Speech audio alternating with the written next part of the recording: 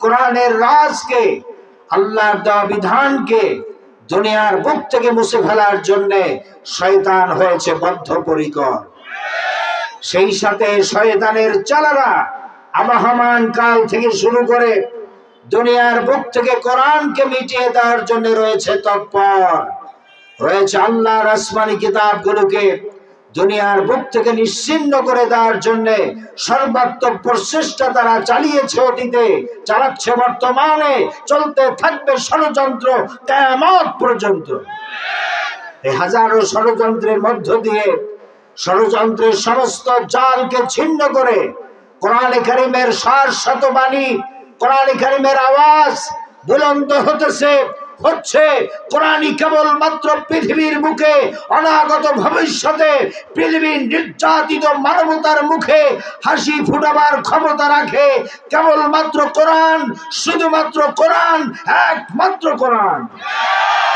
গোটা বিশ্বের সমস্ত নির্যাতিত মানবতার মুক্তির পথ কোরআন আর সুন্নাহ, এই দুটি জিনিসই পারে মানুষের মুখে হাসি ফোটাতে, মানুষকে মুক্তির পথ খুঁজে দিতে।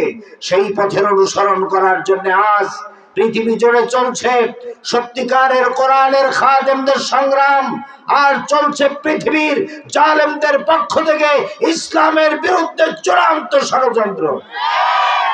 এই ষড়যন্ত্র অংশ হিসেবে আজ সারা দুনিয়ায় মুসলমানদের উপরে চরম নির্যাতন শুরু হয়েছে। এই নির্যাতনের শিকার হয়েছে আলজেরিয়া, নির্যাতনের শিকার হয়েছে বসনিয়া, নির্যাতনের শিকার হয়েছে ফিলিপিন, নির্যাতনের শিকার হচ্ছে বর্তমানে ফিলিস্তিন, নির্যাতনের শিকার হয়েছে মিশর, নির্যাতনের শিকার হয়েছে তুরস্ক, নির্যাতনের শিকার হচ্ছে ভারতের হিন্দুত্ববাদী কসাই মোদীর নেতৃত্বের জঙ্গি হিন্দুদের হাতে সংখ্যালঘু মুসলিম ভাই বোনেরা ভারতের মাঠে, ভারতের ময়দানে, ভারতের দেশে, ইন্ডিয়ায় তারা নির্যাতনের শিকার হচ্ছে। নির্যাতনের শিকার হচ্ছে মায়ানমারের জঙ্গি বৌদ্ধদের হাতে, আমার রোহিঙ্গা মুসলমানেরা নির্যাতনের শিকার হচ্ছে। নির্যাতনের শিকার হয়েছি আমরা বিগত 15.5 বছর। বাংলাদেশে নমরুদি বেগমের নেতৃত্বে এদেশের মুসলমান নরনারীদেরকে হত্যা করা হয়েছে, গুম করা হয়েছে। নদীর ভিতরে জীবন্ত মানুষ মুসলমানদেরকে, আলেম ওলামাদেরকে বস্তার ভিতরে ভরে সিমেন্টের বস্তার সাথে বেঁধে নদীর ভিতরে বুড়িগঙ্গায় ডুবিয়ে ডুবিয়ে হত্যা করা হয়েছে। শুধু তাই নয়, ইসলামী আন্দোলন করার অপরাধে আমাদের মুরব্বীদেরকে জুডিশিয়াল কিলিং এর মাধ্যমে ফাঁসির মঞ্চে উঠিয়ে তারা হত্যা করেছে। সর্বশেষ শহীদ আল্লামা দেওয়ার হোসেন সাইদি রহমাতুল্লাহ আলাই, এদেশের মানুষের কলিজার টুকরা, যার জন্য দেশের লক্ষ লক্ষ মানুষ, নারী পুরুষ, যার জন্য রোজা রেখেছে, নফল নামাজ পড়ে দোয়া করেছে, সেই শহীদ আল্লামা দেওয়ার হোসেন সাইদি রহমাতুল্লাহ আলাইকে জেলখানার ভিতরে বন্দী করে রেখে 13 বছর 3 মাস তাকে নির্যাতন করে, ইনজেকশন পুশ করে, পয়জন পুশ করে হত্যা করেছে। আমরা এই হত্যার বিচার চাই। এই যে মোস্তফা জামান কুলাঙ্গার, এক ডাক্তার কুলাঙ্গার মোস্তফা জামান, এই আওয়ামী লীগের প্রেতাত্মা, এর হাতে তুলে দিয়ে আল্লামা সাইদিকে যারা হত্যা করলো, এর বিচার বাংলার জমিনে আমরা দেখতে চাই। আপনারা কারা কারা দেখতে চান? তো আত্মর আল্লাহকে দেখান।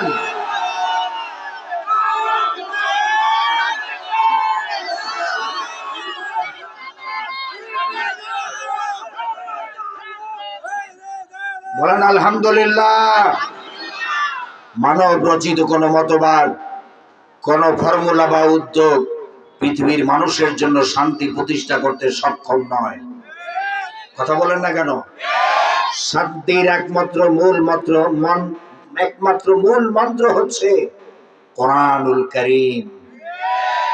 এই পৃথিবীর মানুষ যতই মানুষের তৈরি করা মতবাদের দিকে ধাবিত হচ্ছে, ততই পৃথিবীর মানুষ অশান্তির ভিতরে জ্বলে পুড়ে মরতেছে।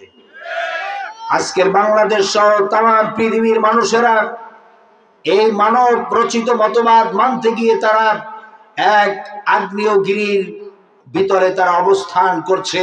এই পৃথিবীর মানুষ অশান্তির চরম সীমায় পৌঁছে গেছে, ঠিক কিনা বলেন? এই অশান্তি থেকে যদি মুসলমানদেরকে বাঁচাতে হয়, তাহলে কোরআন সুন্নাহর শাসন ছাড়া পৃথিবীর মানুষকে শান্তি দেওয়া সম্ভব নয়।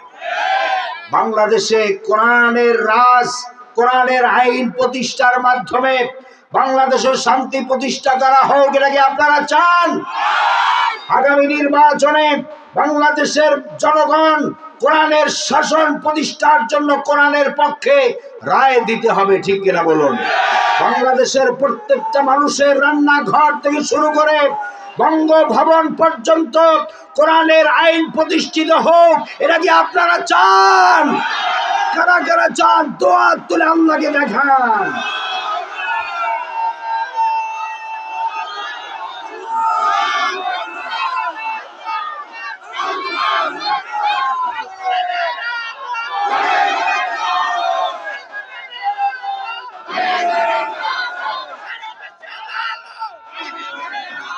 বলুন আলহামদুলিল্লাহ।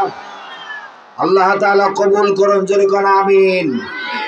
এই জাতি বিগত 53টি বছর মানুষের তৈরি করা মতবাদ মানতে গিয়ে তাদের কলিজা আজকের ভাজা ভাজা হয়ে গেছে অশান্তির বেড়া জালে পড়ে, ঠিক কিনা বলেন? এই অশান্তির ভিতরে আমরা আর থাকতে চাই না। আমরা আল্লাহর আইন চাই, সৎ লোকের শাসন চাই। আল্লাহর আইন চাই। দুই একজনে বললে হবে না। এখানে হাজার হাজার মুসলমান ভাইরা আমার সামনে বসা আছেন, সকলে চিৎকার মেরে জবাব দিতে হবে, আল্লাহর আইন চাই। সৎ লোকের, দুর্নীতিবাজ চোর ডাকাত বদমাশদেরকে আর দেখতে চাই না। আল্লাহ তাআলা কবুল করুন, জোরে করুন আমিন। আমার ভাইরা, রাসূল করিম সাল্লাল্লাহু আলাইহি সাল্লামের কাছে যেই কিতাব নাজিল করা হয়েছে মহাপবিত্র আল কোরআন, এই কোরআনই হচ্ছে রাসূলের সর্বশ্রেষ্ঠ মুজিজা। এই পৃথিবীতে যত নবীরা এসেছেন, সমস্ত নবীদেরকে আল্লাহ তাআলা 3টি জিনিস দিয়েছেন সমানভাবে। জোরে বলেন কয়টা? আরো জোরে বলেন কয়টা? 1 নম্বরে হচ্ছে ওয়াহি, 1 নম্বরে কি? 2 নম্বরে হচ্ছে মুজিজা, আর 3 নম্বর হচ্ছে উন্নত মানের চরিত্র। ওহী ছাড়া নবী হওয়া যায়? কথা কয় না। মুসাইলামা কাজ্জাব চেয়েছিল যে নবী দাবি করে আল্লাহ রাসূলের জামানায় মুসাইলামা কাজ্জাব নবী সাজতে চেয়েছিল, পারে নাই। সে সূরা আল কাউসারের একটা নকল প্যারোডি তৈরি করে তার অনুসারীদেরকে শুনিয়েছিল। কিরকম? মুসাইলামা কাজ্জাব সে নিজেকে নবী দাবি করলো, আর কিছু লোক তার অনুসারী পেয়ে গেল। পাওয়াটাই স্বাভাবিক। মানুষের খাসিয়ত হচ্ছে একটু কিছু ব্যতিক্রম দেখলেই সেখানে ঝাঁপিয়ে পড়ে। এই এলাকায় এখানে এই মুহূর্তে যদি একটা লোক আসে যার মাথায় লম্বা লম্বা চুলের জট, গায়ে সালার চট, হাতে লোহার ছুরি, এত বড় বড় নখ, মোষ এত বড় হয়েছে যে মুখ 5 ব্যাটারির লাইট যদি টর্চ তার মুখের সামনে ধরে বোঝা যাবে না লোকটার মুখ আছে না নাই। এইরকম একটা লোক যদি এসে বলে যে ভাই এই জমানার আমি কুতুব, আমার উপরে সবাই ঈমান আনো এবং আমার কাছে মুরিদ হও, দেখবেন কিছু লোক বলবে যে হইতেও পারে লোকটার ভিতরে মাল আছে, ঠিক না বেটে? ওরকম মুসাইলামা কাজ্জাব, তার কাছে কিছু লোক এরকম এসে ভিড়ে গেল আল্লাহ রসুলের জমানায়। নাউজুবিল্লাহ বলেন। আল্লাহ রসুল এই মাঝখানে যে দেখেন, এই যে এইটা হাঁটতে আছে, এই যুবক ছেলে বসেন বসেন, বসাই দেন বসাই দেন। আরে বসাই দেন না কেন? বসাই দেন। হাঁটতে দেবেন না, কাউকে হাঁটতে দেবেন না। আমি 12টায় শেষ করে দেব। এখন 11:05 বাজে, 12টায় শেষ করে দেব। এর জন্য আপনারা নড়াচড়া করা যাবে না। 55 মিনিট কোরআনের তাফসীর শুনতে রাজি আছেন? 2 একজনে আছে, বাকিরা মনে হয় শুনবে না। আরে ভাই রাজি আছেন আপনারা? কারা কারা শুনবেন? দোয়া তুলে আল্লাহকে দেখান, বলেন ইয়া আল্লাহ, আমার মূল্যবান হায়াত থেকে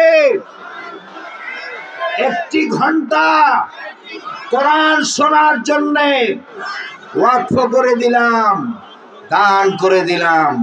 ইয়া আল্লাহ, আমাদের এই দান কবুল করে নিন, আমাদের প্রত্যেকের হায়াত বাড়িয়ে দিন, কিয়ামতের দিন কোরআনের সুপারিশ নিয়ে জান্নাতে যাওয়ার তৌফিক দান করুন। সকলে বলুন আমিন। আমার কলিজার টুকরা ভাইয়েরা, এই একটা ঘন্টার ভিতরে কেউ নড়াচড়া করবেন না। যার মেশিন যতই ঢিলা হোক, ওই ঢিলা অবস্থায় বসে থাকতে হবে, কেউ নড়াচড়া করবেন না। সকলে একটা ঘন্টা আল্লাহর কোরআন শোনার জন্য ওয়াকফ করে দিলেন, ঠিক না? ওয়াদা খেলাপ করলে কি হয়? মুনাফিক হতে হয়। এই বিশেষণে কেউ যদি বিশেষিত না হন, আল্লাহ তাআলা সকলকে কবুল করুন, কারণ আমিন। তো বলতেছিলাম, মুসাইলামা কাজ্জাব নিজেকে নবী দাবি করলো। উম্মতরা বলল, তার কিছু অনুসারী পেয়ে গেছিল, তারা বলল যে মুহাম্মদ সাল্লাল্লাহু আলাইহি ওয়াসাল্লামের কাছে ওহী আসে, আপনার কাছে ওহী আসে না? সে বলল যে তোমরা অধৈর্য হইছো কেন, আমার কাছে ওহী আসবে, একটু ধৈর্য ধরো। কয়েকদিন পরে হঠাৎ করে সকালবেলা চিৎকার মেরে বলল যে গত রাত্রে জিবরাইল এসেছিল, ওহী দিয়ে গেছে। নাউজুবিল্লাহ বলেন। তার অনুসারীরা বলল, কি ওহী দিছে একটু শোনান। সে শোনাচ্ছে, ইন্না আতাইনাকাল আকআক, আকআক ফাসাল্লি লিরাব্বিকা ওয়াজআক ইন্না শানিয়াকা হুয়াল আবলাগ। ওহী শোনাচ্ছে। তো উম্মতরা কয়, হ্যাঁ রে, কেমন ওহী? এই ওহী যদি কেউ পড়তে যায় যার কাশি নেই, এরা তো কাশি হইব। আক আক। আর অর্থ তো খুবই বেকায়দার, যে আমি আল্লাহ আপনার একটা হুতুম পেশা দান করলাম। আল্লাহ তাআলা তার নবীদেরকে হুতুম পেশা দেয় নাকি?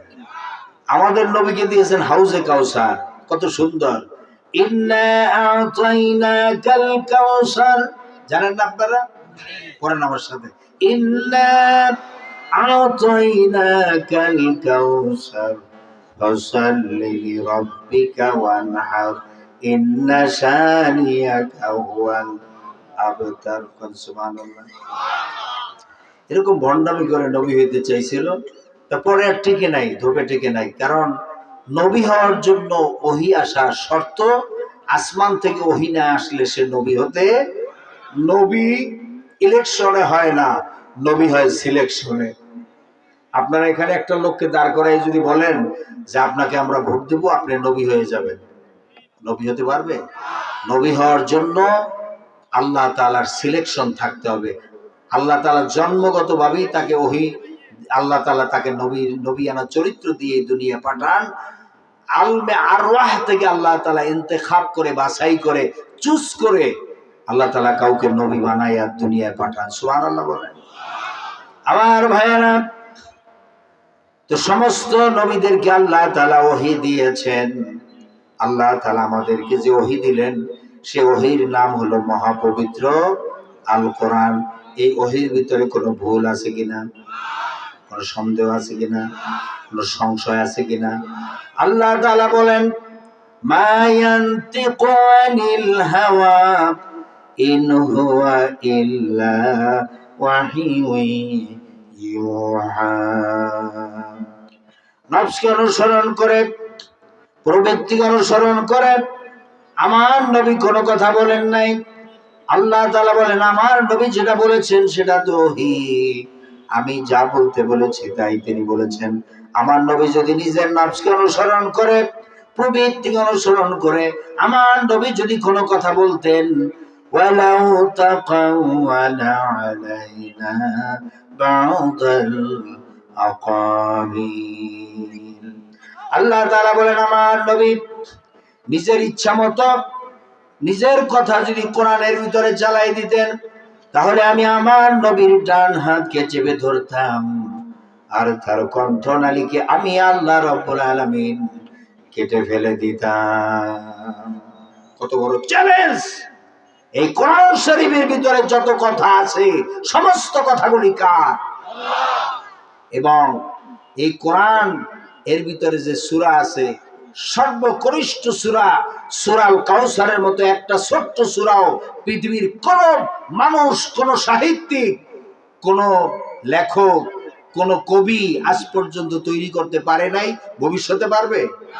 আল্লাহ তাআলা চ্যালেঞ্জ করছেন, ইন কুনতুম ফি রাইবিম মিম্মা নাযালনা আলা আবদিনা ফাতু বিসূরাতিম মিন মিসলি ওয়াদউ শুহাদাআকুম মিন দুনিল্লাহি ইন কুনতুম সাদিকিন। আল্লাহ রাব্বুল আলামিন বলেন, আমি আমার নবী মুহাম্মদ সাল্লাল্লাহু আলাইহি ওয়াসাল্লামের উপরে যে কিতাব নাজিল করেছি এর ভিতরে সন্দেহ আছে বলে যদি মনে করো এর ভিতরে সন্দেহ আছে মানুষের বানানো, এমনটি যদি সন্দেহ হয়, ফাতু বিসূরাতিন, তাহলে কোরআনে কারীমের সর্বকনিষ্ঠ সূরা সূরাল কাউসারের মতো একটা ছোট্ট সূরা পারলে বানায় নিয়ে আসো। আল্লাহ পাক বলেন, কিয়ামত হয়ে যাবে কিন্তু কোরআনে কারীমের মতো একটা ছোট্ট সূরাও তোমরা বানাতে পারবে না। এই চ্যালেঞ্জ কার? এত বড় চ্যালেঞ্জ দেওয়ার পরেও এই কোরআনের ধারে কাছেও আমরা নাই। কথা বলে না? কোরআনের ধারে কাছে আছি আমরা না? আমাদের বাচ্চাদেরকে সিলেবাস আকারে কোরআন পড়ানো হয় না তো? বাংলাদেশ 93% মুসলমানের দেশ। এই দেশের স্কুল, কলেজ, ভার্সিটির প্রত্যেকটা ক্লাসের যত সাবজেক্ট আছে এই সাবজেক্টের ভিতরে 1 নম্বর সাবজেক্ট হওয়ার কথা ছিল মহাপবিত্র আল কোরআন। সিলেবাস আকারে ক্লাস 1 থেকে শুরু করে মাস্টার ডিগ্রি পর্যন্ত সিলেবাস আকারে 30 পারা কোরআন ভাগ ভাগ করে এদেশের মুসলমান বাচ্চাদেরকে শিখানো দরকার ছিল কি ছিল না বলেন? সেখানে বিগত 15 বছর আমরা কি দেখলাম? নমরুদি বেগম আমাদের বাচ্চাদেরকে যেই বইগুলি পড়ানো হয় প্রাইমারি স্কুলে, তারপরে হাই স্কুল এবং কলেজ, ইউনিভার্সিটিতে এই বইগুলি ছাপানো হয়েছে ইন্ডিয়া থেকে, আমার নমরুদি বেগমের শ্বশুর বাড়ির দেশ থেকে, কসাই মদির দেশ থেকে। ঠিক কিনা বলুন? আমরা লক্ষ্য করেছি, অত্যন্ত দুঃখের সাথে আমরা লক্ষ্য করেছি যে ইসলাম শিক্ষা বইয়ের ভিতরে পর্যন্ত দুর্গা দেবীর ছবি পর্যন্ত ছাপিয়ে দেওয়া হয়েছে। এই সমস্ত কুসংস্কৃতি, কুকালচার এদেশের মুসলমানদের ঘরে ঘরে ঢুকায় দেওয়ার জন্য হিন্দুত্ববাদী শিক্ষা এদেশের মুসলমান বাচ্চাদেরকে শেখানোর জন্য যে অপকৌশল করেছিল এর তীব্র প্রতিবাদ, নিন্দা আমরা জানাচ্ছি। বর্তমান সরকারের কাছে আমরা আবেদন জানাচ্ছি, বাংলাদেশের স্কুল, কলেজ, ভার্সিটি, মাদ্রাসাগুলোতে সিলেবাস আকারে কোরআনকে সিলেবাসের ভিতরে সন্নিবেশিত করা হোক। আপনারা কি চান প্রত্যেকটা ক্লাসে কোরআন পড়ানো হোক? নাকি আপনারা চান? কারা কারা চান? দোয়া তুলে আল্লাহকে দেখান।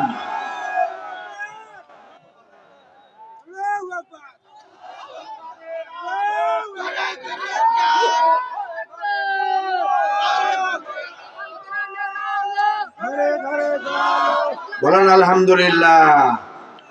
এই সামনে কিছু বলিষ্ঠ কণ্ঠস্বরওয়ালা লোক নাই? কথা বলেন না কেন? নাই? তাকবীর দিলে কি গুনাহ হয় না সওয়াব হয়? তাকবীর দিবেন ভাই, কপাল খুলবে। তাকবীর দিবেন, কপাল চমকাবে কিয়ামতের দিন। হাজার হাজার লক্ষ লক্ষ কোটি কোটি মানুষের ভিতরে যারা দুনিয়ায় বেশি বেশি আল্লাহু আকবার তাকবীর দেয়, তাদের চেহারার ভিতরে আল্লাহ তাআলা নূর দান করবেন। হাসরবাসীরা দেখে মনে করবে লোকটা মনে হয় দুনিয়ায় নবী ছিল অথবা রাসূল ছিল। আপনারা এই মর্যাদা চান না? আল্লাহু আকবার স্লোগান দিলে দুনিয়া আল্লাহ তার সম্মান মর্যাদা বাড়াবেন, আর আখিরাতেও তার সম্মান মর্যাদা বেড়ে যাবে। ওই একজনের বা 2-3 জনের তাকবীর দেন তো দেখি, একটু প্র্যাকটিস হয়ে যায়।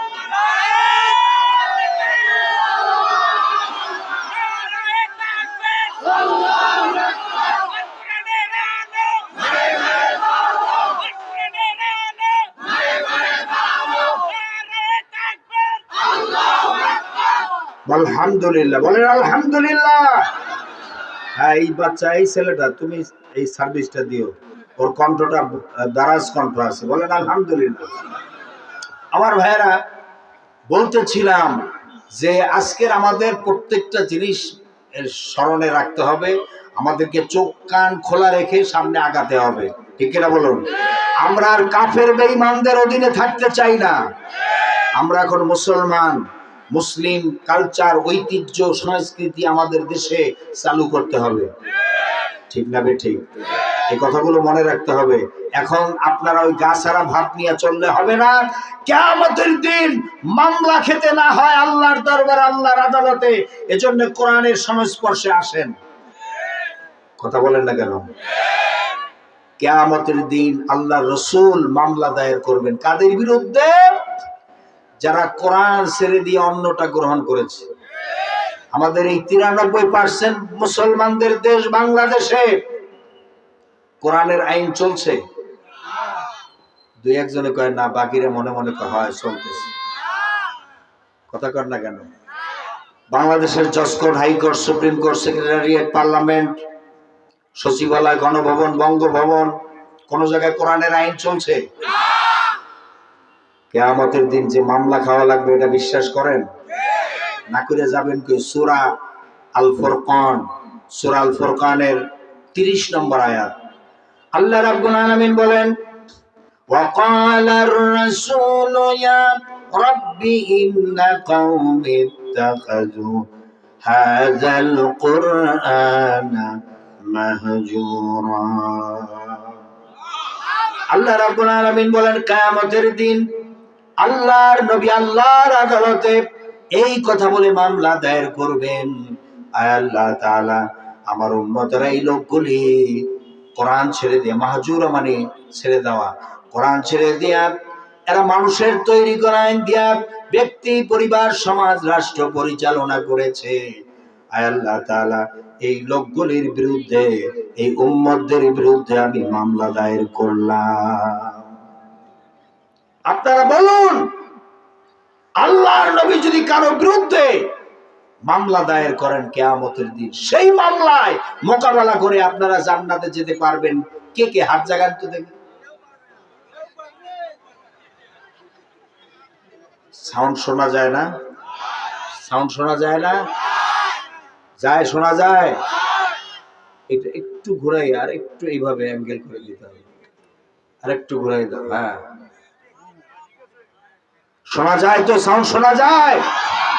আমার ভাইয়েরা, আল্লাহ রাসূল যদি কারো বিরুদ্ধে মামলা দায়ের করেন, সেই মামলায় মোকাবেলা করে জান্নাতে কি যাওয়া যাবে? যাবে না। সুতরাং এখন থেকে সিদ্ধান্ত নেন, আপনি জান্নাতে যেতে চান না জাহান্নামে যাবেন? আরে ভাই, কথা বলেন না কেন? কোথায় যাবেন? জান্নাতে যাবেন না জাহান্নামে?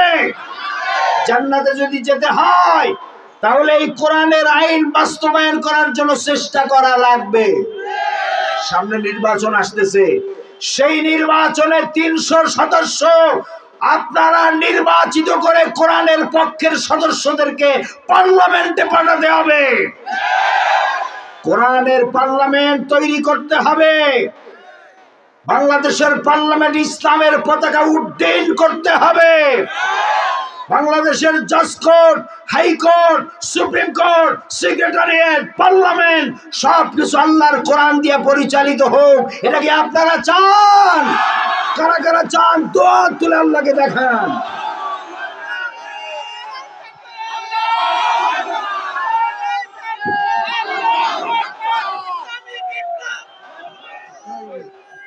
কি এমন একটা স্লোগান দেয় যে নিজেই থাইমা যায়, লোকজনে কোনো জবাব দিতে পারে না। স্লোগান দেবেন, আমি একবার প্র্যাকটিস করাই দেই আপনাদের। স্লোগান দেওয়া এটা দরকার আছে শয়তান তাড়ানোর জন্য, ঠিক কিনা বলেন? আর এরপরে সব, অনেক সব বেশি পাওয়া যায়। আল্লাহ রাসূল নিজে স্লোগান দিয়েছেন, আল্লাহু আকবার স্লোগান। আমি আপনাদেরকে দিয়ে প্র্যাকটিস করে দেখাই দিচ্ছি। লিল্লাহি তাকবীর। হয় না? এতগুলো মানুষ এখানে, হাজার হাজার মানুষ, তাই আসতে বললো তার সেটা আওয়াজ জোরে হওয়ার কথা। লিল্লাহি তাকবীর। নারায়ে তাকবীর। আল কোরআনের আলোম, আল হাদিসের আলোম। কোরআন আছে যেখানে, কোরআন নাই যেখানে, আলেম ওলামা আছে যেখানে, আলেম ওলামা নাই যেখানে, দুনিয়ার মুসলিম, দুনিয়ার মুসলিম বলেন আলহামদুলিল্লাহ। এরকম স্লোগান দিবেন। আল্লাহ তাআলা কবুল করুন, জোরে করে আমিন। বলতেছিলাম যে এই যে আমাদের বাংলাদেশের জজ court, high court, supreme court, secretariat, parliament সবগুলো চলতেছে মানুষের তৈরি করা, ইংরেজদের বানানো তৈরি করা আইন দিয়ে। আর বাংলাদেশের পার্লামেন্টে বিগত 53 বছরে যে টাকলাদেরকে আপনারা পাঠাইছেন, টাকলাদেরকে পাঠাইছেন না, ওই টাকলাদের দ্বারা যে সমস্ত আইন পাশ হয়েছে সেই আইন দিয়ে এই দেশ চলতেছে। এ দিয়ে শান্তি হবে কোনোদিন? গরিব দিন আর দিন গরিব হয়ে যাচ্ছে, ঠিক না? আর ধনীরা কিছু সংখ্যক লোক আঙ্গুল ফুলে কলা গাছ, ঠিক না বে ঠিক? দেশ থেকে টাকা পাচার করে বিদেশে, আর খাদ্যে ভেজাল, বিষ মিশিয়ে দেশের মানুষদেরকে খাওয়ানো হচ্ছে। ক্যান্সার, আজকের হাসপাতালের বিজনেস খুব ভালো বাংলাদেশে। আর কিছু না থাকলেও ফার্মেসির কোনো অভাব নাই, তাও আবার ভেজাল ঔষধ। কথা কয় না কেন? ভেজাল, ভেজাল ঔষধে ভরা।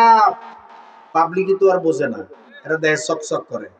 ঔষধের পাতা নিয়ে আসে চকচক করতে গিয়ে ভিতরে যা আছে খালি ময়দা, ঠিক কিনা বলেন? কাজ করে না। সব জায়গায় দুর্নীতি, অসভ্য নীতি চলছে এই দেশে, ঠিক কিনা বলেন?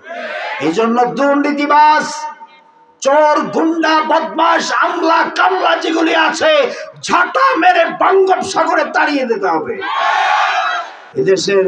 আর এই সচিবালয়, ওই সমস্ত চর্বি মোটা হয়ে গেছে। এই নমরুদি বেগমের দোসর যারা আছে আর্মির ভিতরে, র্যাবের ভিতরে, পুলিশের ভিতরে, বিজেপির ভিতরে, ডিবির ভিতরে, ডিএফ, তারপরে অন্যান্য গোয়েন্দা, এনএসআই, ডিজিএফআই, অন্যান্য বিভাগের যারা আছে সবগুলো তাড়িয়ে দিয়ে নতুন এদেশের যুবক জওয়ান যারা বেকার আছে তাদেরকে চাকরি দিতে হবে। আপনারা একমত? একমত? সচেতন থাকবেন, সজাগ থাকবেন। বর্তমান আমলা কামলা যারা আছে এরা দেশটাকে অশান্তি দিকে নিয়ে যাওয়ার পায়ে তারা করতেছে। এই সুযোগ দেওয়া হবে না, এই সুযোগ দেওয়া হবে হবে না। সচিবালয় কিছুদিন আগে, এই কয়েক 2-3 দিন আগে আমলা কামলারা এরা হ্যাডামগিরি দেখায় মিটিং করেছে, এই করবে সেই করবে, কিন্তু করতে দেওয়া হবে না, এদেরকে বিদায় করে দেওয়া হবে, ঠিক কিনা বলুন? আর উপদেষ্টার ভিতরে ডক্টর মোহাম্মদ ইউনূস, আপনার কাছে অনুরোধ করছি, আপনি একজন ভালো মানুষ, কিন্তু আপনি যাদেরকে বাছাই করে উপদেষ্টা পরিষদে নিয়েছেন এই লোকগুলির অভিজ্ঞতা নাই, রাষ্ট্র চালানোর অভিজ্ঞতা এদের ভিতরে নাই। খালি এনজিও চালানোর মতো কিছু লোক, এনজিও কর্মী, এদেরকে নিয়ে আপনি দেশ চালাতে পারবেন না। এখনো সময় আছে। ভালো ভালো দেশের লার্নেড, শিক্ষিত, ভদ্র এবং সৎ ব্যক্তি দেখে, নামাজি, দিনদার, পরহেজগার লোকদেরকে বাছাই করে এখনো আপনি উপদেষ্টা পরিষদে নিয়োগ দিয়ে দেশটাকে সুন্দরভাবে পরিচালনা করার জন্য চেষ্টা করুন। আমার ভাইয়েরা, বলতেছিলাম আল্লাহ তাআলা কোরআন নাজিল করেছে, সমস্ত নবীদেরকে ওহী দিয়েছেন। আমাদের কাছে যে ওহী আসছে, এই কোরআন শরীফ ওহী আল্লাহ তাআলার পক্ষ থেকে সর্বশ্রেষ্ঠ নেয়ামত। এই পৃথিবীর মানুষের জন্য এর চেয়ে শ্রেষ্ঠ দয়া, করুণা আল্লাহর পক্ষ থেকে আর কিছুই হতে পারে না। 2 নম্বরে হচ্ছে মুআজিজা। মুআজিজা বলা হয় যে যুগে যেই জিনিসের প্রভাব বেশি, ওই প্রভাব সম্পন্ন জিনিসটাকে দুর্বল করে দেওয়ার মতো সমস্ত নবীদেরকে আল্লাহ তাআলা শক্তি দান করেছেন, মুআজিজা দিয়েছেন। সুবহানাল্লাহ।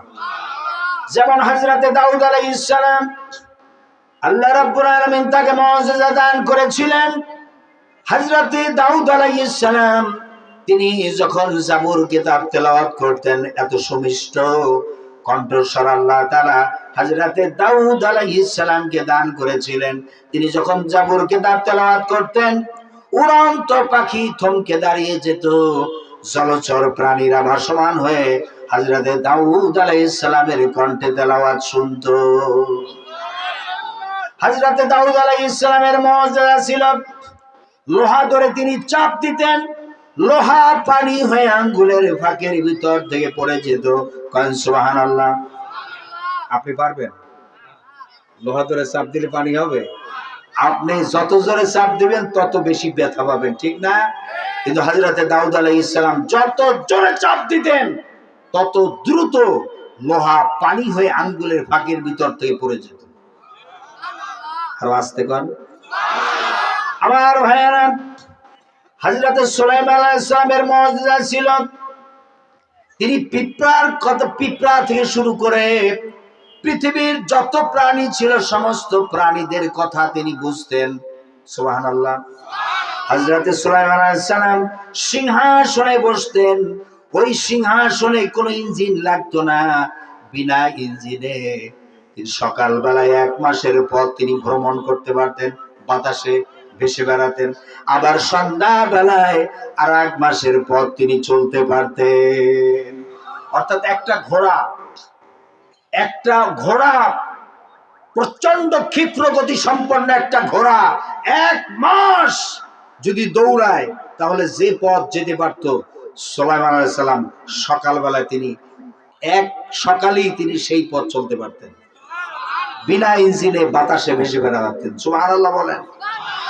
হযরতে ঈসা আলাইহিস সালামের মুজিজা ছিল, তিনি যখন কোন জন্মন্ত রোগীর চোখের উপরে হাত বুলোতেন সঙ্গে সঙ্গে তার চোখ ভালো হয়ে যেত। কোন কুষ্ঠ ব্যাধিগ্রস্ত রোগীর গায়ে যখন টাচ করতেন তার রোগ ভালো হয়ে যেত। সুবহানাল্লাহ।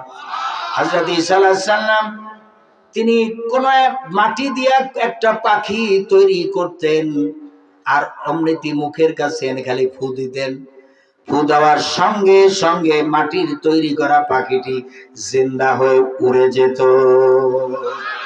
এগুলা কিন্তু ওই যে এমনি মোল্লা মৌলভীদের কিস্সা কাহিনী না, এটা কোরআনে আল্লাহ তাআলা বলেছেন। সুবহানাল্লাহ বলেন। আমার ভাইয়েরা, হযরতে ঈসা আলাইহিস সালাম কোন মৃত ব্যক্তির সামনে গিয়া যদি বলতেন কুম বিইজনিল্লাহ, আল্লাহর হুকুমে তুমি জিন্দা হয়ে যাও, সঙ্গে সঙ্গে মরা লাশ জিন্দা হয়ে হযরতে ঈসা আলাইহিস সালামকে সালাম জানাতেন। আমার ভাইরা, কি মুজিজা হযরতে ঈসা আলাইহিস সালামের। হযরতে মূসা আলাইহিস সালাম যখন এই পৃথিবীতে আসেন তখন ছিল জাদুর প্রভাব। কিসের প্রভাব? জাদুর প্রভাব। আল্লাহ রাব্বুল আলামিন হযরতে মূসা আলাইহিস সালামকে বললেন, ইযহাব ইলা ফিরআউনা ইন্নাহু তাগা। ও মূসা, ফিরআউনের রাজ দরবারে যাও, ফিরআউনের রাজ দরবারে গিয়া এক আল্লাহর তাওহীদের দাওয়াত দাও, তাওহীদের দাওয়াত দিয়ে আসো। মূসা আলাইহিস সালাম বললেন, আয় আল্লাহ তাআলা, ফিরআউনের রাজ দরবারে 10 লক্ষ সৈন্য আছে, মন্ত্রী পরিষদের সদস্যরা আছে, এমপিরা আছে, আমি একা একা যেতে আমার ভয় লাগতেছে। আয় আল্লাহ তাআলা, আমার বড় ভাই হারুনকে আপনি নবী বানাইয়া আমার সাথী করে দেন, আমার ভাইকে সহ আমি চলে যাব ফিরআউনের রাজ দরবারে দাওয়াত দেওয়ার জন্য। মূসা আলাইহিস সালাম যে কেমন আল্লাহর আদরের নবী ছিলেন। সুবহানাল্লাহ। আল্লাহ তাআলার কাছে বললেন, আল্লাহ আমার ভাইরও নবী বানাই দেন। সুবহানাল্লাহ। এই আবদার পৃথিবীর আর কারো শুনছে? আল্লাহ শুনে না। কিন্তু মূসা আলাইহিস সালাম যখনই বললেন যে আমার ভাইকে আল্লাহ নবী বানাই দেন, আল্লাহ রাব্বুল আলামিন বলেন, মূসা যাও যাও, তোমার বড় ভাই হারুনকে আমি নবী ঘোষণা করে দিলাম। সুবহানাল্লাহ। 2 ভাই চলে গেলেন ফিরআউনের রাজ দরবারে গিয়ে দাওয়াত দিলেন, ও ফিরআউন, এক আল্লাহর উপরে ঈমান আনো। তখন ইলার উপরে ঈমান আনো, আল্লাহ ছাড়া কোনো ইলাহা নাই, কোন আইনদাতা নাই, বিধানদাতা নাই, শাসনকর্তা নাই। ফিরআউন জবাবে বলল, মা আলিমতু মিন ইলাহিন গায়রি, ও মূসা, আমি ছাড়া আর কোন আইনদাতা, বিধানদাতা, শাসনকর্তা আছে বলে আমার জানা নাই। আল্লাহ হযরত মূসা আলাইহিস সালাম বলেন, হে ফিরআউন, তুই কিসের আইনদাতা, বিধানদাতা? আইনদাতা, বিধানদাতা, শাসনকর্তা হচ্ছেন আমার আল্লাহ। তখন ফিরআউন বলল, হে মূসা, তাহলে তুমি কে, তোমার পরিচয় কি? তখন মূসা আলাইহিস সালাম বললেন, আমি আল্লাহর পয়গম্বর, আল্লাহর নবী। ফিরআউন বলল, হে মূসা, তুমি যদি আল্লাহর নবী হও, তোমার কাছে কি ক্ষমতা আছে? আল্লাহ তোমারে কি ক্ষমতা দিছে? হযরত মূসা আলাইহিস সালাম বললেন, ও ফিরআউন, আল্লাহ রাব্বুল আলামিন আমাকে কোনো ক্ষমতা দেন নাই, তবে আল্লাহ রাব্বুল আলামিন আমাকে মুজিজা দান করেছেন, আমার কাছে মুজিজা আছে। ফিরআউন বলল, হে মূসা, কি মুজিজা তোমার কাছে আছে বলো। হযরত মূসা আলাইহিস সালাম নিজের ডান হাতটা মুষ্টিবদ্ধ করে বাম হাতের বগলের নিচে কিছুক্ষণ রাখলেন, এরপরে বের করলেন। বের করার সঙ্গে সঙ্গে মূসা আলাইহিস সালামের হাতটা চকমক করে উঠলো। এই যে লাইট দেখতে পাচ্ছেন, এই লাইটের চাইতে পাওয়ারফুল একটা লাইটের মতো হয়ে গেল। আকাশে যে বিজলি চমকায়, ওরকম মূসা আলাইহিস সালামের হাতের ভিতর থেকে বিজলির মতো একটা ঝলকানি বেরিয়ে গেল। এই দৃশ্য দেখে ফিরআউন লাফ দিয়ে উঠলো, যে মারাত্মক ব্যাপার, মূসা তো মস্ত বড় জাদুকর। আমার ভাইরা, আপনারা বলেন, মূসা আলাইহিস সালাম কি জাদুকর ছিলেন? হযরত মূসা আলাইহিস সালাম বলেন, ও ফিরআউন, আমি আল্লাহর পয়গম্বর, আমি জাদুকর নই, আমি আল্লাহর পয়গম্বর। কিন্তু ফিরআউন কি আর শোনে? ফিরআউন বলল, ও জাদুকরেরা, তখন মিশরে জাদুকররা ছিল সবচেয়ে পৃথিবীর নামকরা জাদুকর। তাদেরকে ডেকে আনলো। ফিরআউন বলল যে, জাদুকরদেরকে খবর দাও। জাদুকররা আসলো, আমি দেখে আসছি। এখন মিশরে এখন যেখানে ক্যান্টনমেন্ট, মিশরে যে এলাকায় ক্যান্টনমেন্ট, বিশাল এরিয়া, কয়েকশো একর জায়গা নেই, কয়েক হাজার একর জায়গা নেই, বিশাল এরিয়া ক্যান্টনমেন্ট। সেখানে বিশাল মাঠ ছিল।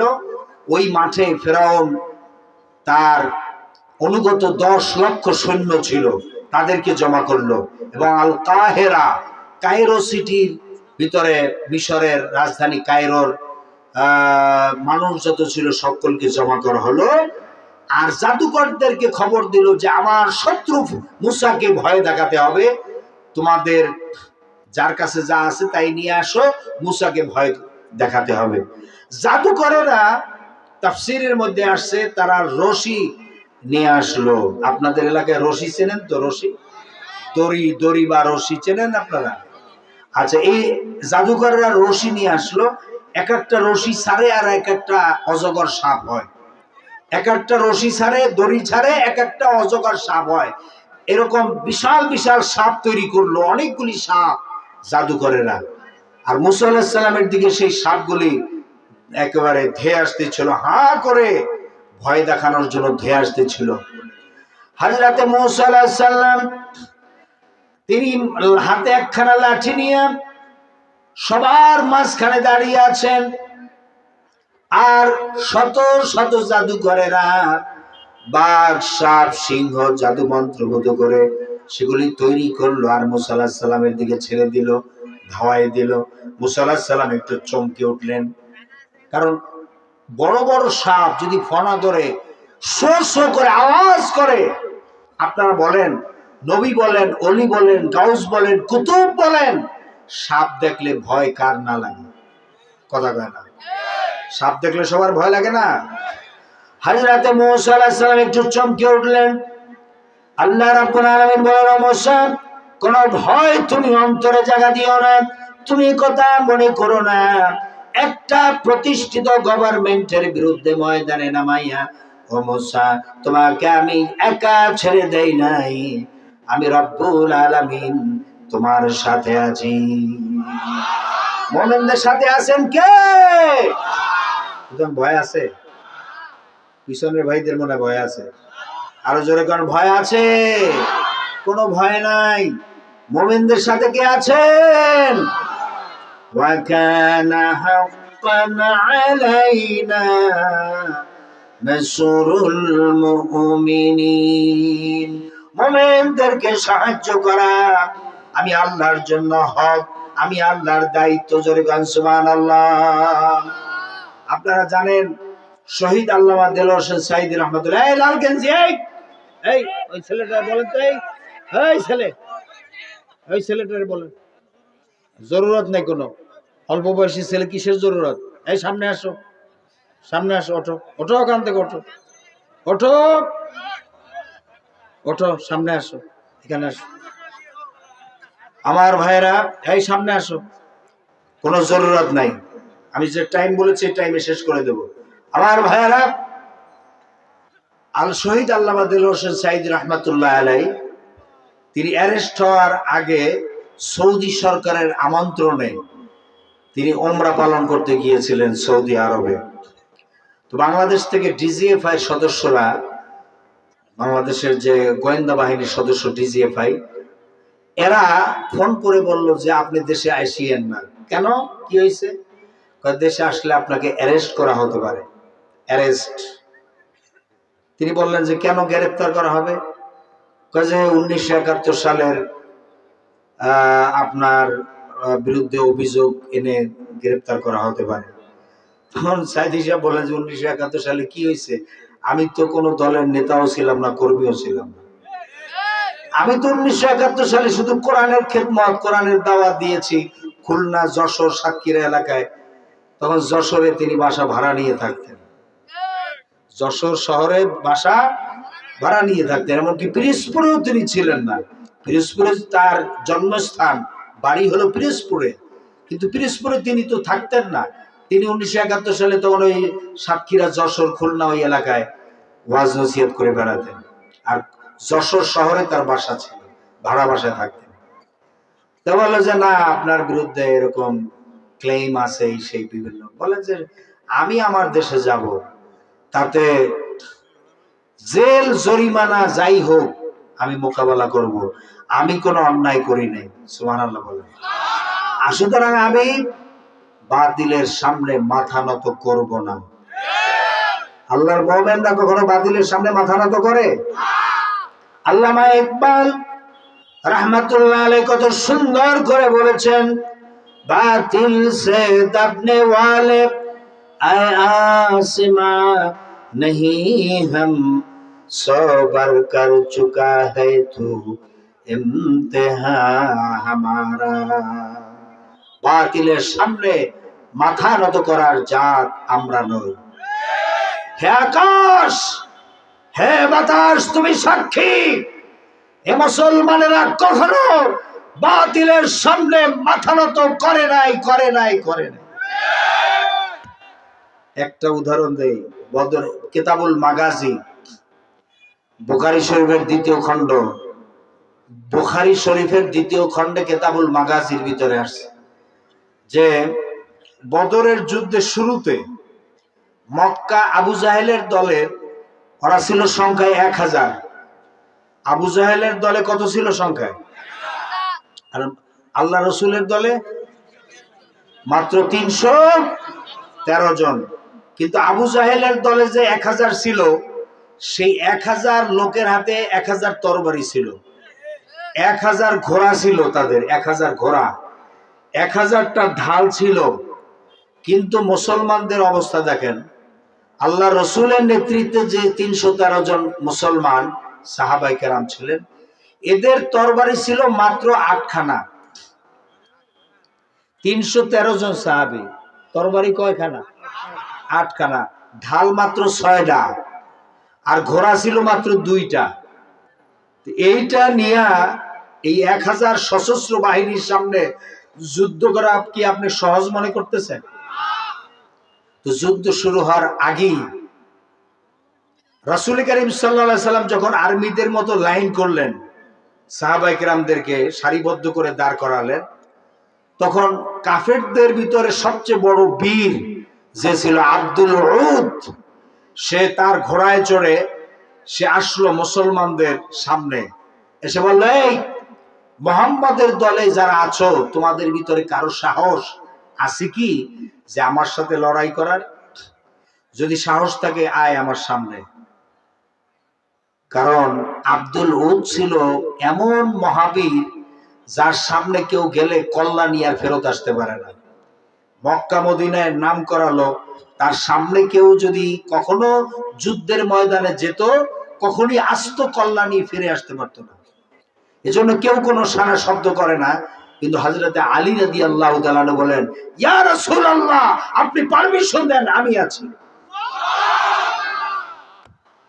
আল্লাহ রাসূল বলেন, আলী, আব্দুল উদ হলো লম্বা মানুষ, চওড়া ভারী মানুষ, আর আলী রাদিয়াল্লাহু তাআলা ছিলেন মিডিয়াম সাইজের লোক, আর হালকা পাতলা লোক, এবং বয়স খুবই কম। আল্লাহ রাসূল বলেন, আলী থামো, দেখি অন্য কেউ বলে কিনা। দ্বিতীয়বার আব্দুল উদ আবার চিৎকার মেরে বলল, কে আছো মুহাম্মদের দলে, আসো আমার সাথে লড়াই করতে। কেউ কোনো সারা শব্দ করে না, সকলে ভয় ভীত। হযরতে আলী রাদিয়াল্লাহু তাআলা বলেন, ইয়া রাসূলুল্লাহ, পারমিশন দেন, আমি আছি। কি করবেন আল্লাহ রাসূল? কেউ কোনো সারা শব্দ করে না। আল্লাহ রাসূল তখনও বললেন, আলী থামো। এরপরে আল্লাহর তৃতীয়বার আবার আব্দুল উদ বলল একই কথা। তখন কেউ সারা শব্দ দিচ্ছে না। হযরতে আলী বলেন, ইয়া রাসূলুল্লাহ, আমি আছি। আল্লাহর নবী নিজের মাথার থেকে পাগড়ি মোবারক খুললেন, খুলে হযরতে আলী রাদিয়াল্লাহু তাআলা নূর মাথায় পরাই দিলেন। এরপর আল্লাহ রাসূলের হাতে যে তরবারিখানা ছিল, সেই তরবারিখানা হযরতে আলী রাদিয়াল্লাহু তাআলা নূর হাতে দিয়ে বললেন, আলী গো, যাও, আল্লাহ রাব্বুল আলামিনের জিম্মায় আমি তোমাকে ছেড়ে দিলাম, আল্লাহর কাছে সুপর্দ করে দিলাম। হযরতে আলী রাদিয়াল্লাহু তাআলা যখন আব্দুল উদের সামনে গিয়ে দাঁড়ালেন, তখন আব্দুল উদ তুচ্ছতা ছিল করে বলতে, এই আলী, তুই বাচ্চা মানুষ আমার সামনে আসছিস কেন? তোর বাবা আবু তালেব, সে ছিল আমার বন্ধু মানুষ, আমার বন্ধু ছিল তোর বাবা, তুই আমার সামনে আসছিস, তোর সাহস তো কম না? এই অল্প বয়সে তোর কল্লা উড়াই দিতে চাস? আমার বন্ধুর ছেলে অল্প বয়সী দুনিয়া থেকে চলে যাক, এটা আমি চাই না। যাও আলী, ফিরে যাও। হযরতে আলী রাদিয়াল্লাহু তাআলা বলেন, চাচা, আমি আপনার সাথে লড়াই করব, আপনি লড়াই করার জন্য প্রস্তুতি নেন। সুবহানাল্লাহ। আগে কে আঘাত হানবে? হযরতে আলী বলেন, চাচা, আপনি আঘাত করেন, আমি আগে করব না। সুবহানাল্লাহ। জিদের চড়ে আব্দুল উদ ঘোড়ার পিঠে বসা ছিল, লাফ দিয়া নেমে নিজের হাতের যে তরবারি দিয়া ঘোড়া, যেই ঘোড়ার পিঠে চড়া ছিল, ওই ঘোড়ার একটা পা এক কোপ দিয়ে কেটে ফেলেছে, দ্বিখণ্ডিত করে ফেলেছে। কে? ওই আব্দুল উদ জিদের চড়ে। যে আলী আসছে কেন? বাচ্চা মানুষ, অল্প বয়স, সে আসছে কেন তার সাথে লড়াই করতে? তার সাথে লড়াই করতে আসবে ওরকম নাম করা কোনো বীর আসবে। আলী আসছে কেন? এই জিদের চড়ে নিজের ঘোড়ার একটা পা কেটে ফেলেছে জিদের চড়ে। নাউজুবিল্লাহ। এরপরে হযরতে আলীর উপরে সে অতর্কিত হামলা শুরু করলো তরবারি দিয়ে। হযরতে আলী রাদিয়াল্লাহু শুধু ঢাল দিয়ে ফিরাচ্ছেন, যত হামলা করতেছে, আঘাত করছে, হযরতে আলী রাদিয়াল্লাহু তাআলা শুধু ঢাল দিয়ে ফিরাচ্ছেন। এক পর্যায়ে হযরতে আলী রাদিয়াল্লাহু তাআলা যখন চান্স পেয়ে গেলেন, আল্লাহু আকবার বলে তিনি এমন জোরে আঘাত হানলেন, হযরতে আলী রাদিয়াল্লাহু তাআলা আব্দুল উদের এই চেহারার সম্মুখ ভাগ কেটে একবারে কল্লা সহ কেটে ছিঁড়ে 10 হাত দূরে পড়ে গেল। আল্লাহর নবী তখন জীবনে এত জোরে তাকবীর দিয়েছিলেন, খুশির সুরে আল্লাহর নবী এত জোরে তাকবীর দিয়েছিলেন, দুইটা সময় আল্লাহর নবী চিৎকার মেরে তাকবীর দিয়েছিলেন।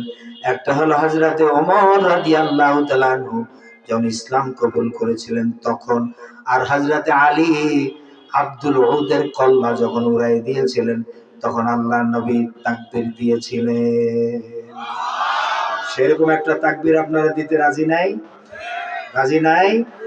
কে আছেন রাজি? হ্যাঁ, একটু দেন তো দেখি।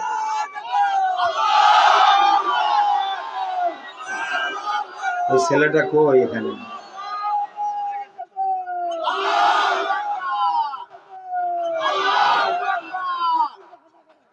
অল্প বয়সী একটা ছেলে দাঁড়ান তো দেখি। আল্লাহ রসুল সাল্লাল্লাহু আলাইহি ওয়াসাল্লাম যে খুশি হয়ে যে তাকবীরটা দিয়েছিলেন, ওই রকম সমস্ত শক্তি ব্যয় করে কণ্ঠনালীর কাছে এনে দুহাত, অন্তত ডান হাত উত্তোলন করে সবাই তাকবীরটা দিবেন দেখি তো।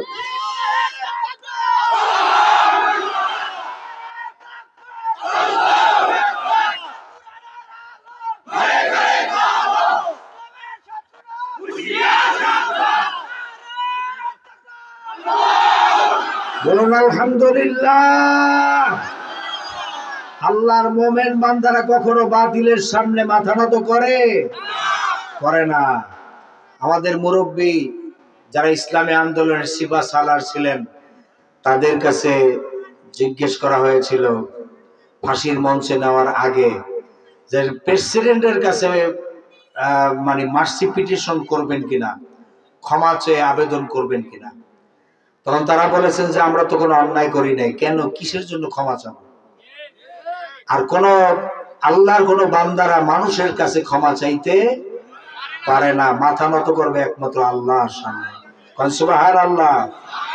আল্লাহর মোমেন বান্দাদেরকে, যাদেরকে ইসলামী আন্দোলনের সিপা সালার, যাদেরকে জুডিশিয়াল কিলিং এর মাধ্যমে হত্যা করা হয়েছে, একজনও বাতিলের সামনে মাথা নত করেন নাই। আল্লামা সাঈদী রহমতুল্লাহ আলাইকে অনেক অফার দেওয়া হয়েছে যে আপনি এই জামাত ছেড়ে চলে আসেন, আপনাকে মন্ত্রী বানানো হবে, আপনাকে কোটি কোটি টাকা ব্যাংক ব্যালেন্স দেওয়া হবে, আপনাকে গুলশান বনানীতে প্লট দেওয়া হবে, অনেক বড় বড় অফার করা হয়েছে। শহীদ আল্লামা দেলোয়ার হোসেন সাঈদী রহমতুল্লাহ আলাইহি বলেছেন যে দুনিয়ার কোন লোভ লালসা দিয়ে আল্লাহর মোমেন বান্দাদেরকে ক্রয় করা যায় না। আল্লাহর মোমেন বান্দাদের জীবন চলে যেতে পারে, ঈমান বিক্রি করে না। আমার ভাইরা জীবন দিয়ে প্রমাণ করে গেছেন। শহীদ আল্লামা দেলোয়ার হোসেন সাঈদী রহমাতুল্লাহ আলাইহি জীবন দিয়ে প্রমাণ করে গেছেন, জীবন দিতে প্রস্তুত আছি, বাতিলের সামনে মাথা নত করব না। আমার ভাইরা যদি কখনো ডাক আসে, আমিরের পক্ষ থেকে যদি ডাক আসে, এবং সে ডাক আসবে যে বাংলাদেশের জমিনে, বাংলার জমিনে কোরআনের রাজ প্রতিষ্ঠা করা হবে, সুতরাং আল্লাহর বান্দা বান্দিরা তোমরা যারা আছো সব ঘর থেকে বেরিয়ে পড়ো, কোরআনের রাজ প্রতিষ্ঠা করার জন্য রক্ত দেওয়ার যদি প্রয়োজন হয় আপনারা দিতে কি প্রস্তুত থাকবেন? শহীদ আবু সাঈদের মতো কাফনের কাফর মাথায় জড়িয়ে আল্লাহর দ্বীনকে কামিয়াব করার জন্য কারা কারা প্রস্তুতি নেবেন? দোয়া তুলে আল্লাহকে দেখান।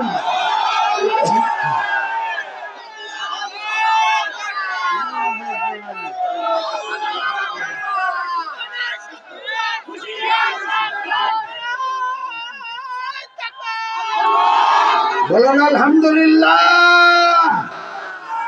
হযরত মূসা আলাইহিস সালাম যখন একটু চমকে উঠলেন, ফেরাউনের তৈরি করা বাঘ, সাপ, সিংহ, জাদুকরদের তৈরি করা এগুলি দেখে মূসা আলাইহিস সালাম যখন চমকে উঠলেন, আল্লাহ রাব্বুল আলামিন বলেন, ও মূসা কোন ভয় তুমি অন্তরে জায়গা দিও না, তুমি এ কথা মনে করো না, একটা প্রতিষ্ঠিত গভর্নমেন্টের বিরুদ্ধে ময়দানে নামাইয়া ও মূসা তোমাকে আমি একা ছেড়ে দেই নাই, আমি রব্বুল আলামিন তোমার সাথে আছি। কিসের ভয়? কোনো ভয় নাই। মুমিনদের চতুর্দিকে বিপদ আপদ, মুসিবত, জুলুম, নির্যাতন, অত্যাচার, চতুর্দিকে অন্ধকার মেঘের মতো হয়ে তাকে ঘিরে ফেলবে, কিন্তু মুমিন বান্দারা কখনো টলে যাবে না, তারা কখনো অধৈর্য হবে না, তারা ভয় পাবে না। कवि बोलছেন साथे जाकर है अजल से इमरोज साथे जाकर है अजल से इमरोज चरागे मुस्तफा भी से शरारे बुल हबीस সে আবহমান কাল থেকে শুরু করে মুস্তাফা সাল্লাল্লাহু আলাইহি সাল্লামের দিন শিকার সাথে আবু জাহাল আবু লাহাবের অগ্নিস্ফুলিঙ্গের টক্কর লেগেই আছে। আল্লাহর দেওয়াই দিনের বাতি টিম টিম করে চলেছে। আর গোরকি টর্নেডো হাজার হাজার মাইল বেগে হেরিকেন এসেছে, গোরকি এসেছে, টর্নেডো এসেছে, টাইফুন এসেছে, কিন্তু আল্লাহর দিনের বাতি কেউ নিভাই ফেলতে পারে নাই। এই শত্রুতা চিরকালের, নিভাতে পারবে না।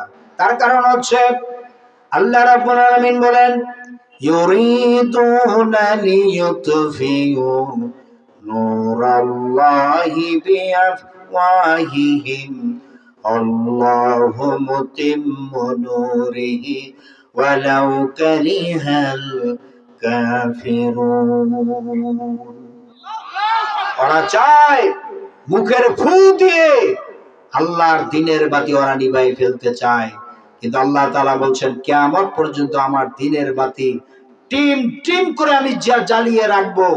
কাফের বেঈমানদের কলিজায় তাতে যত জ্বালা যন্ত্রণা হোক।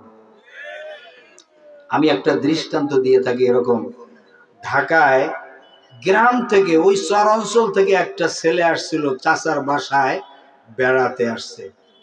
তো রাতের বেলা যখন ঘুমাতে যাবে তখন চাচা বলছিল যে বাবা তুমি যখন ঘুমাবে এই যে লাইট, এই যে ড্রয়িং রুমের যে লাইট জ্বলতেছে এই লাইটটা তুমি নিভিয়ে তারপরে শুয়ে পড়ো।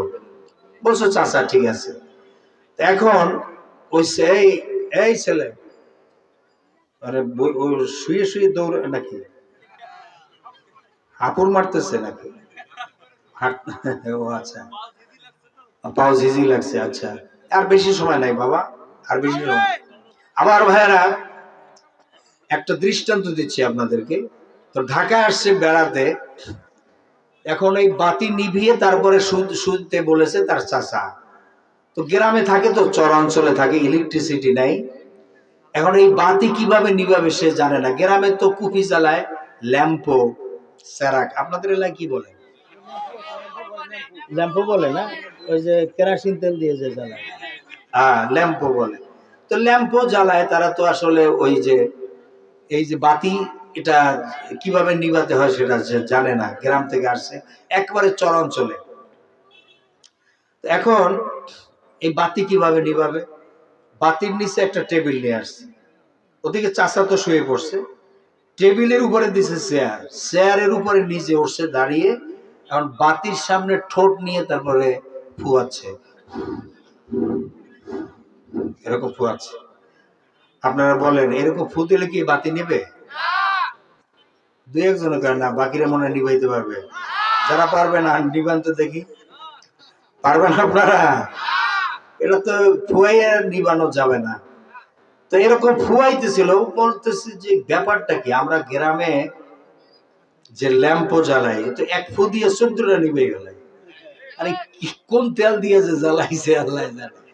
মানে ফুয়াতে ফুয়াতে বেচারা ঠোঁট ব্যথা হয়ে গেছে, চেহারা গেছে লাল হয়ে ঘামে। তো রাত 12টার সময় শুরু করছে, 2:30 বাজে। চাচা উঠছে হাজত সারার জন্য, উঠে শুনে খালি ফুয়ের আওয়াজ। ড্রয়িং রুমে এসে দেখে যে ভাতিজা খালি ফুয়াইতেছে। বাবা তুমি করো কি? কার চাচা কইেন না, আপনি বলছেন এই বাতি নিভিয়ে তারপরে শোয়ার জন্য। আমি নিভানোর জন্য সেই 2-2.5 ঘন্টা যাবত চেষ্টা করতেছি। ফুয়াতে ফুয়াতে আমার ঠোঁট ব্যথা হয়ে গেছে, আমার চেহারা লাল, দেখেন ঘামাইয়া সমস্ত শরীর। আরে বাবা এ তো সেই গ্রামের ল্যাম্পো বা বাতি না, কেরোসিন তেল দিয়ে। কয় যে আপনি কোন তেল দিয়ে এই বাতি জ্বালাইছেন? কয় যে আমি তেলের বাতি জ্বালাই নাই। এটা তো সেই কেরোসিন তেলের বাতি না, এটা হলো ইলেকট্রিসিটি, এর সুইচ আছে, সুইচ টিপ দিলে তারপরে এই বাতি নিভবে। কিয়ামত পর্যন্ত ফুয়াইলেও নিভাইতে পারবে না। তো এখন এই এক্সাম্পল, এই দৃষ্টান্তটা দেওয়ার অর্থ হলো এই যে ইসলাম হলো একটা বাতি, এটা কিন্তু আমার কথা না, আল্লাহ রাসূল বলেছেন হাদিস, আল ইসলাম ও নূরুন, ইসলাম হলো একটা বাতি, আল কোরআন ও নূরুন, কোরআন হলো একটা বাতি। ইসলাম নামক বাতি, কোরআন নামক বাতি যদি কেউ নিভাতে চায়, আর যদি ফুয়াইয়া ওই 2-4 জন 5 জন ইসলামী আন্দোলনের নেতাকর্মী ফাঁসিতে ঝুলাইয়া, আল্লামা শহীদ আল্লামা দেলোয়ার হোসেন সাঈদী রহমতুল্লাহ আলাইহির মতো কিছু মুফাসসিরদেরকে ফাঁসি দিয়া বা প্রয়োজন পুশ করে যদি হত্যা করা হয়, ইসলামের বাতি কি নিভানো যাবে? জোরে বলেন যাবে? যাবে যে না, এটার প্রমাণ আপনারা অলরেডি পেয়ে গেছেন। ওরা মনে করেছিল শহীদ আল্লামা দেলোয়ার হোসেন সাঈদী রহমতুল্লাহ আলাইহিকে জেলখানায় আটকাইছে, আর বাংলাদেশের তাফসীর মাহফিল আর করে কে? কিন্তু আপনারা দেখেছেন যে এক সাঈদীকে বন্দী করেছিল, হাজারো সাঈদী আল্লাহ মাঠে ছেড়ে দিয়েছে। আজকের আগেকার দিনে তাফসীর মাহফিলে যে লোক হতো তার চাইতে এখন বেশি হয় না কম হয়? অনেক বেশি হয়।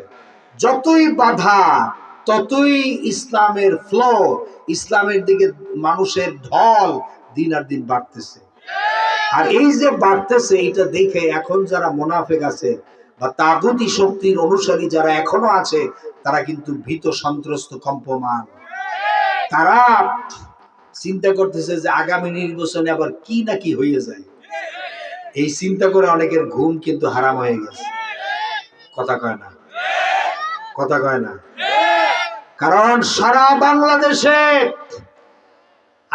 আগেকার লোক যারা এখন বুড়া হয়ে গেছে তারা তো রিজেক্ট মাল, ঠিক কিনা বলেন? কিন্তু এখনকার যারা যুবক জওয়ান কিশোর সব ইসলামের দিকে ধাবিত হচ্ছে। সিনেমা, নাটক, বায়োস্কোপ, তারপরে জারি গান, হাবিজাবি গান বাজনার দিকে এখন আর এই যুবকরা ধাবিত হচ্ছে না, এই কোরআনের দিকে ধাবিত হচ্ছে, ইসলামের দিকে ধাবিত হচ্ছে, ঠিক কিনা বলেন? সুতরাং যতই বাধা আসবে ততই ইসলামের পথ আরো সুগম হবে। আমার বিশ্বাস, আমি তো বাংলাদেশের প্রত্যেকটা ডিস্ট্রিক্টে প্রোগ্রাম করতেছি আলহামদুলিল্লাহ। আমি যে পরিস্থিতি বর্তমানে লক্ষ্য করছি, যদি ফ্রি ফেয়ার ক্রেডিবল একেবারে যদি কি বলে নিরপেক্ষ ভাবে সুন্দর স্বচ্ছ ক্লিন যদি নির্বাচন হয়, আলহামদুলিল্লাহ আলহামদুলিল্লাহ আলহামদুলিল্লাহ মাশাআল্লাহ বিইজনিল্লাহ, আগামী নির্বাচনে অবশ্যই ইসলামপন্থীরা ক্ষমতায় আসার সম্ভাবনা ইনশাআল্লাহ আমি মনে করি 80% সম্ভাবনা আছে। 80% সম্ভাবনা আছে ইনশাআল্লাহ।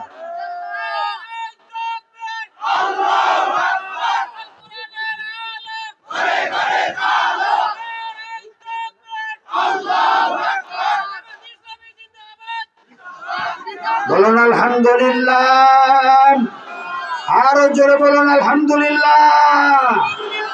এর জন্য ঐক্য দরকার। ঐক্য কি দরকার? আলেম ওলামা, পীর মাশায়েখ, মসজিদের ইমাম, মুয়াজ্জিন, খাদেম এবং মাদ্রাসার শিক্ষক শিক্ষিকা যারা আছে সব, ইসলামী দলগুলো যারা আছে সব আজকের একটা প্ল্যাটফর্মে আসতে হবে। আজকের ভিন্ন ভিন্ন ভাবে একে অপরের পিছনে ফতোয়াবাজি আর আমি ভালো অমুক খারাপ এই কথা আর বলার সময়। আল্লাহ তাআলা বলেন ওয়ালা তাকুনু কাল্লাযীনা নাসুল ওয়ালা তাকুনু কাল্লাযীনা তাফাররাকু ওয়াখতালাফু মিন বাদি মা জাআহুমুল বায়িনাত। আল্লাহ তাআলা বলেন তোমরা তাদের মতো হইও না যারা ক্ষুদ্র ক্ষুদ্র দলে বিভক্ত হয়, যারা ক্ষুদ্র ক্ষুদ্র দলে বিভক্ত হয় তোমরা তাদের মতো হইও না। ওয়াতাসিমু বিহাবলিল্লাহি জামিআ ওয়ালা তাফাররাকু, তোমরা ঐক্যবদ্ধভাবে আল্লাহর রজ্জুকে একটা প্ল্যাটফর্মে এসে ধারণ করো, ঠিক কিনা বলেন? সুতরাং আজকের অনৈক্য সৃষ্টি করা যাবে না। যদি কোনো আলেম কোন পীর, কোন হুজুর, কোন ইসলামপন্থী লোককে যদি দেখেন অনৈক্যের কথা বলে, আপনারা ধরে নেবেন এই লোক মুনাফিক, কাফের, বেঈমানদের দোসর। এজন্য আপনারা সতর্ক থাকবেন। মুসলমানরা আজকে ঐক্য থাকতে হবে। সমস্ত আলেম, ওলামা, পীর, মাশায়েখ, ইসলামপন্থী, কালেমা তাওহীদবাদী মুসলমান, এক কালেমায় বিশ্বাসী যারা আছেন, সব এক প্ল্যাটফর্মে আসতে হবে। ঐক্যবদ্ধভাবে কাফের, বেঈমান, জালেমদের বিরুদ্ধে লড়াই করতে হবে।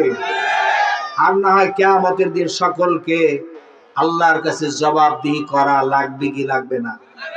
আজকের বাংলাদেশের সমস্ত ইসলামপন্থী আলেম, ওলামা, পীর, মাশায়েখ সব যদি এক প্ল্যাটফর্মে আসে, অন্যান্য যত শক্তি আছে সব বুড়িগঙ্গায় পড়তে বাধ্য।